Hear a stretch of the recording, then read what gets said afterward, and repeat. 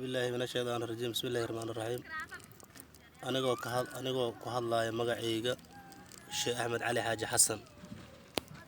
degan degmada Dayniile ana horjooga kam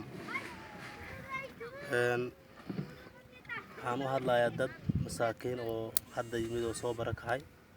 Shabeellaha Hoose ka yimid Baybakol ka yimid isku jiraan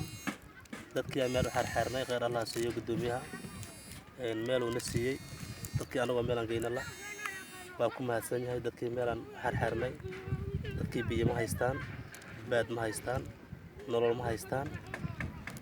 lagamana warqabo oo waxaad moodaa dadkii dad masaakiin oo meel soo barakacday waxaan rabnaa marka hay'adaha samafalka dawladda adduunka jaaridaha Soomaalida oo Ilaahay wax siiyay maxaan ku raadad muslimiinta Soomaaliyeed in dadkaas anaga aan horjoogno anaga waxaan u hayna male dhul aan u tuugnay oo dad walaalahayna dhul ay la siiyeen anaga waa soo daldalnay oo maartay jidka ay daasanayna ka soo daldalnay meesha isugu keenay dadkii hadda buushey ku jiraan xilli kuleelan waa lagu jiraa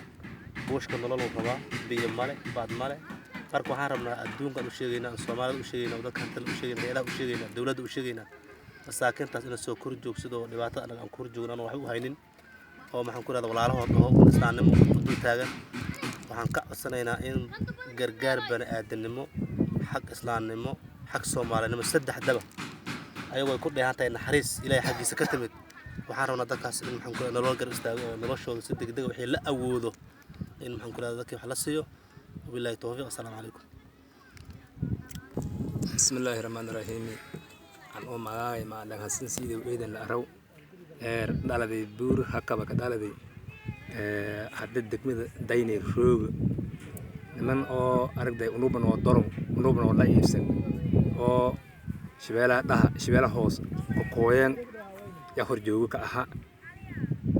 Ilaahay oo baraadka nagada maysan ka baryaana Ilaahay bariila muslimiintaas oo inta una ka hayna wala na hayna Ilaahay hoog la dawladda yoona intiiba oo wal ummadaas wal qobada korta in ummadaas wal qobada yaseen ku tuugan Ilaahay tuugla madda kale bi ma haysana baad saaso kale mas'uul ma haysana